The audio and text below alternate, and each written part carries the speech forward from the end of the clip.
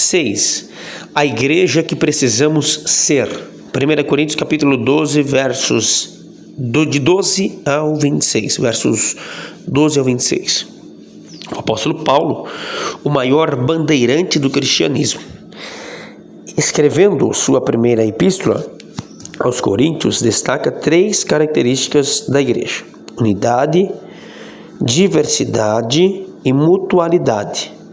Depois de alertar para o fato de divisões internas na igreja, capítulos de 1 a 4, problemas morais, capítulo 5, contendas entre os crentes, capítulo 6, problemas familiares, capítulo 7, falta de compreensão sobre os limites da liberdade cristã, capítulo de número 8 a 10, incompreensão, indisciplina na celebração da ceia, capítulo 11, o apóstolo passa a tratar sobre dons espirituais e a maneira pelo qual os membros devem tratar uns aos outros, capítulo 12. Sacaremos 3 verdades solenes. Em primeiro lugar, a unidade da igreja. 1 Coríntios capítulo 12, versículos 12 e 13. O corpo é um, mas tem muitos membros. Os membros, embora muitos e diferentes, fazem parte de um só corpo. Os membros de um corpo cooperam uns com os outros, em vez de guerrear uns com os outros. Os membros protegem uns aos outros, em vez de deferir uns aos outros. Todos os membros trabalham para o corpo, vivem para servir ao corpo. Cada membro tem seu valor e cada um é indispensável para o bom funcionamento do corpo. Todos nós, diferentes membros do corpo, judeus ou gentios, ricos ou pobres, doutores ou analfabetos, homens ou mulheres, jovens ou anciões, fomos batizados pelo mesmo Espírito, no mesmo corpo. Somos uma unidade, somos um só corpo, uma só família, um só rebanho, uma só igreja. Em segundo lugar, a diversidade da igreja. 1 Coríntios capítulo 12, versículos de número 14 ao 24. Depois de tratar da unidade do corpo, Paulo passa a falar sobre a diversidade dos membros. No corpo, os membros são diversos, mas não descartáveis. Têm funções diferentes, mas nenhum membro é autossuficiente. Os membros, embora diferentes, não vivem para si, mas para servir uns aos outros e trabalhar para o bem do corpo. Nessa diversidade, 2 perigos devem ser evitados.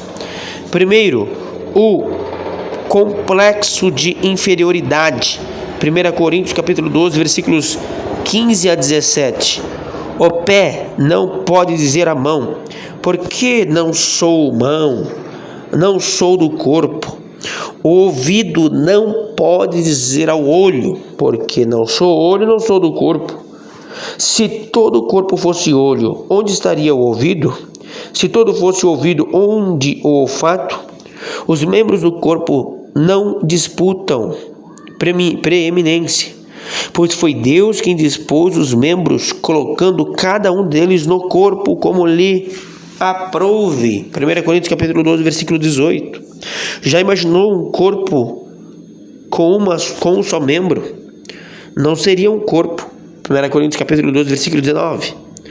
Paulo conclui dizendo: o certo é que há muitos membros, mas um só corpo. 1 Coríntios 12, 20.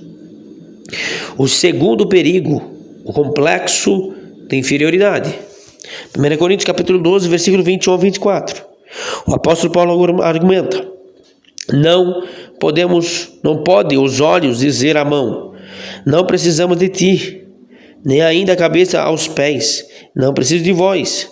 1 Coríntios capítulo 12, versículo 21.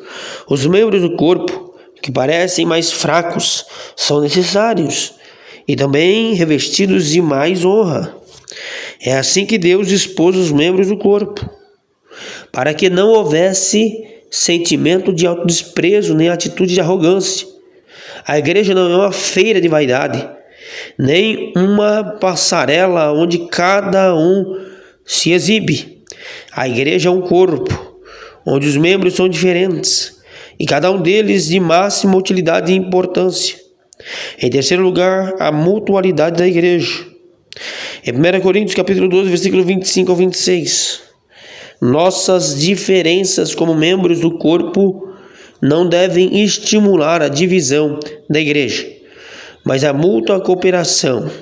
Devemos cooperar uns com os outros em vez de lutar uns contra os outros. Devemos proteger uns aos outros em vez de ferir uns aos outros. A dor de um membro deve ser a dor dos outros membros. Ao mesmo tempo, as alegrias de um membro devem ser a celebração dos outros membros. Paulo é enfático quando diz, de maneira que, se um membro sofre, todos sofrem com ele. E se um deles é honrado, com ele todos se regozijam. 1 Coríntios capítulo de número 12, versículo 26. Que honremos a Jesus, o cabeça da igreja, observando seus preceitos e cuidando dos outros, para que a igreja cresça e se fortaleça para a glória de Deus.